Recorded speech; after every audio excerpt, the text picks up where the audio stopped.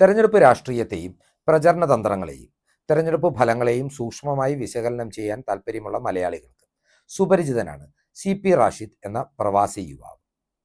കൃത്യമായി നിരവധി തവണ അദ്ദേഹം തെരഞ്ഞെടുപ്പ് ഫലങ്ങൾ പ്രവചിച്ചിട്ടുണ്ട്. എൻ്റെ ഓർമ്മ ശരിയാണെങ്കിൽ 2020 ഡൽഹി നിയമസഭാ തെരഞ്ഞെടുപ്പിൻ്റെ ഫലം സമൂഹ മാധ്യമങ്ങളിലൂടെ ഫലപ്രഖ്യാപനത്തിന് മുമ്പേ വളരെ കൃത്യതയോടുകൂടി പ്രവചിച്ചുകൊണ്ടാണ് റാഷിദ് ശ്രദ്ധേയനാകുന്നത്.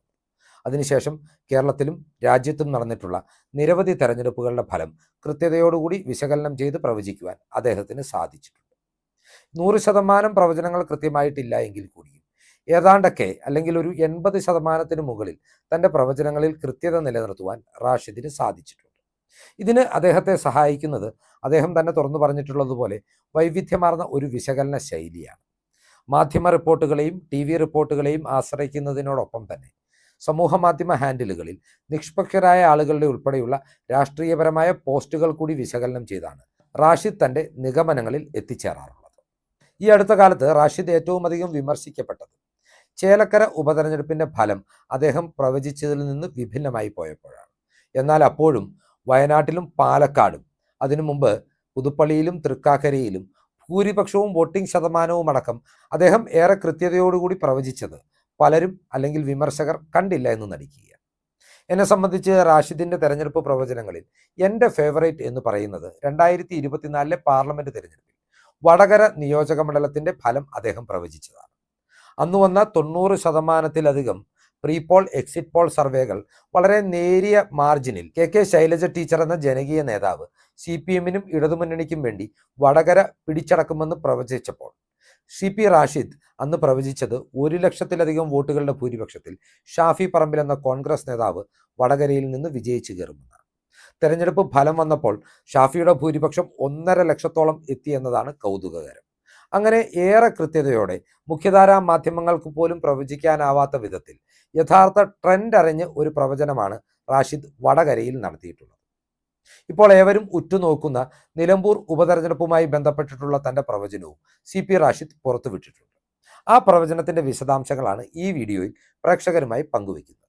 ഇപ്പോൾ പുറത്തു വന്നിട്ടുള്ള ഏറ്റവും പുതിയ കണക്കുകൾ പ്രകാരം നിലമ്പൂരിലെ പോളിംഗ് എന്ന് പറയുന്നത് 75.7%. അതായത് കഴിഞ്ഞ 2021 പൊതു തെരഞ്ഞെടുപ്പുമായി താരതമ്യം ചെയ്യപ്പെടുമ്പോൾ 0.4% വർധനവാണ്. അങ്ങനെ നോക്കുമ്പോൾ 2,30,000-ലധികം വോട്ടർമാരുള്ള മണ്ഡലത്തിൽ 1,75,000 വോട്ടുകളാണ് പോൾ ചെയ്യപ്പെട്ടിട്ടുള്ളത്.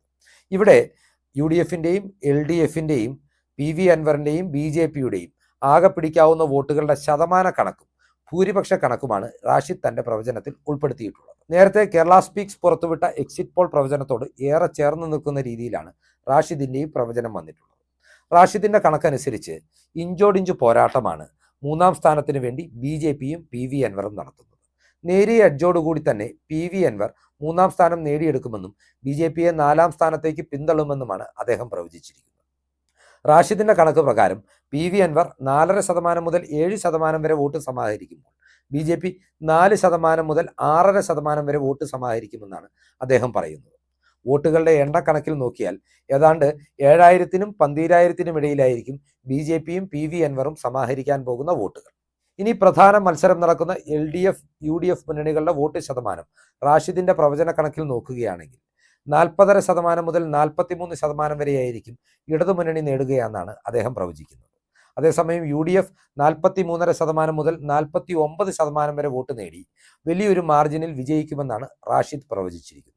ആകെ പോൾ ചെയ്ത വോട്ടുകളുടെ കണക്കിൽ ഈ ശതമാനത്തെ ഒന്ന് കൂട്ടി നോക്കിയാൽ നമുക്ക് മനസ്സിലാക്കുവാൻ കഴിയുന്നത് LDF 70,000-നും 75,000-നും ഇടയിൽ വോട്ട് സമാഹരിക്കുമ്പോൾ UDF സ്ഥാനാർത്ഥി 81,000-നും 87,000-നും ഇടയിലുള്ള വോട്ട് നേടിയായിരിക്കും തെരഞ്ഞെടുപ്പിൽ വിജയിക്കുക എന്നതാണ്.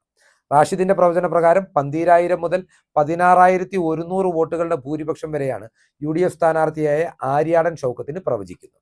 നേരത്തെ കേരള സ്പീക്സ് പ്രവചിച്ചതുപോലെ തന്നെയാണ് റാഷിദും ഈ തെരഞ്ഞെടുപ്പിൽ വിജയപരാജയങ്ങൾ നിർണ്ണയിക്കുന്ന മുഖ്യ ഘടകത്തെ വിലയിരുത്തിയിട്ടുള്ളത്. സ്ഥാനാർത്ഥിയുടെ വ്യക്തിഗത മികവിന് ഭരണവിരുദ്ധ വികാരത്തെ അതിജീവിക്കുവാൻ കഴിയില്ല എന്ന് കേരള സ്പീക്സ് പറഞ്ഞു വെച്ചപ്പോൾ റാഷിദ് പറയുന്നത് സ്ഥാനാർത്ഥിയുടെ വ്യക്തിഗത മികവിന് കോൺഗ്രസിൻ്റെയും ലീഗിൻ്റെയും ഐക്യത്തെയും ഒത്തൊരുമയെയും തകർക്കുവാൻ സാധിക്കുന്നില്ല എന്നാണ്. ഏതായാലും റാഷിദിൻ്റെ ഈ പ്രവചനവുമായി ബന്ധപ്പെട്ട വിവരങ്ങളും കണക്കുകളും പ്രേക്ഷകർക്ക് മുമ്പിൽ അവതരിപ്പിച്ചുകൊണ്ട് ഈ വീഡിയോ ഇവിടെ അവസാനിപ്പിക്കുകയാണ്.